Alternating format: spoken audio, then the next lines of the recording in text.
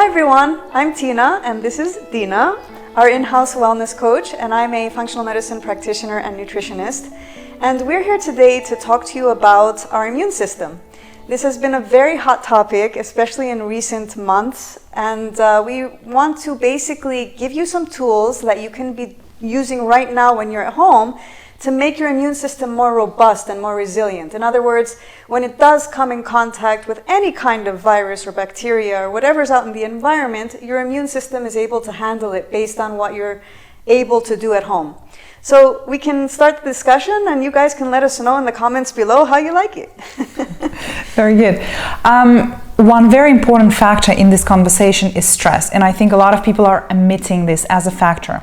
Could you please tell us more about how stress could influence the immune system and what's the direct relationship between the two? Sure. I think the easiest way to kind of make people understand how our mind is so connected to our body is imagine yourself when you get really nervous, or you get really angry, or you get really, really happy. A lot of people will say, oh, I got nauseous. I was so upset that I got nauseous. Or I was so happy that I have butterflies in my stomach. There's a lot of analogies to the gut. And that's your body's way of confirming that a stress or something has happened to your body. The emotional state is affecting your body state. And so what happens in an actual stressful event or chronic stress, okay? We all have something ingrained in us called the fight or flight system. And this means that if you're about to be attacked by a bear, your body shuts down your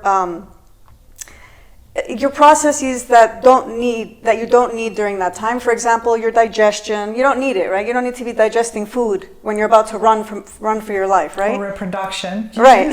They'll need that when right. you're running from a bear. Yeah. Exactly, reproduction. So it shuts down.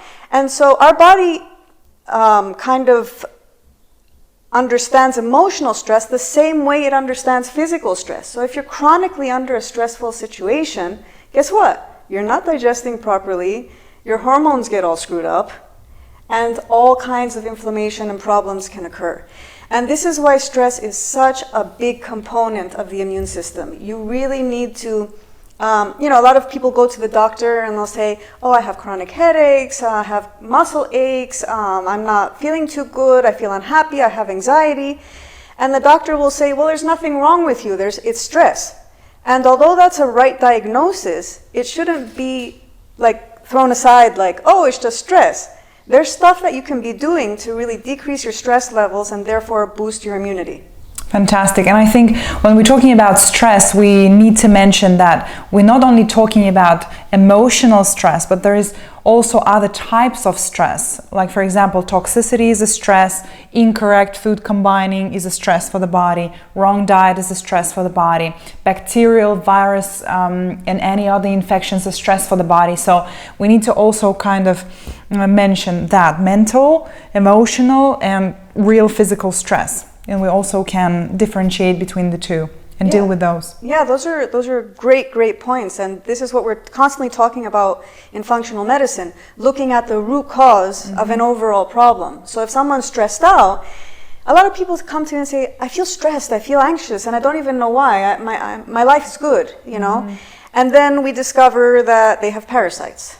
Or we discover that they have a lot of nutrient deficiencies, So we try to fill in the blanks there and give them solutions for their stress levels like that.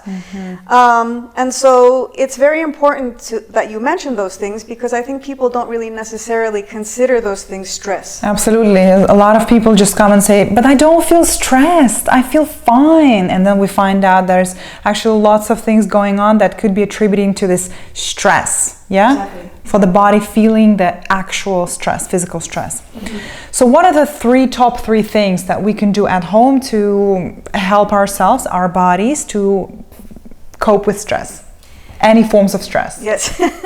Well, I think I keep sounding like a broken record, and maybe it's my profession, I don't know. But definitely we need to go back to basics with nutrition. We need to go back to good nutrition. And the easiest thing I can tell you to do is take away all the processed food, the sugar, the refined white flours, and go back to a plant-rich diet. Have all of the colors of the fruits and vegetables in your diet. Eat organic when it comes to meat, chicken, and fish. Eat lots of good fats like avocado and olive oil and nuts and seeds. All these things help the body to boost the immune system and to decrease stress. Absolutely. We just need to make sure that you're not having reactions to those foods that Tina mentioned. Like, for example, some people could be reacting to nuts, to seeds, to nightshades, but this is a whole different conversation. We can have a whole separate video on that. Yeah. Just overall, go back to basics, to the plant-based, healthy, whole food diet. Yeah. And those are very good points too, because if you keep eating foods that your body is sensitive to, you kind of boost the immune system in the wrong way to fire an attack, so that is a very good point. Fantastic. Number two, exercise. And when we say exercise, we don't mean this super strenuous exercise that leaves you completely flat and deflated and I will never do that again. What kind of exercise can they do? Well, there is research that shows that you need to be consistent in the exercise you're doing. Even if you kind of start exercising and then you stop for 2 weeks and then you start, this actually has the opposite effect and can increase inflammatory markers and decrease your immune system. So whatever you choose to do, you need to do it consistently. And I think for people that are seeing this and they're kind of at home like, gee, I'm really unfit, I'm afraid to kind of start, it's very important that you pace yourself and that you start slowly. So for some people, that might mean slowly is like a 10-minute walk around the block, For other people, that might be even some stretches, For other people, it might be trying some Tai Chi or trying some Pilates or yoga, more mild kind of mind-related exercises. And for other people that are more athletic, they can definitely, do more and do more training. But even athletes during this time are advised to not overtrain, to keep it consistent and keep your body happy, giving it that nice, robust, happy feeling and energetic feeling after you exercise. I think a very good sign of knowing when you're over-exercising is you exercise and then you feel so exhausted that you have to be in bed for the next 3 days. Yeah. Not a good sign. That's definitely over-borrowing of that energy that is happening that shouldn't be happening.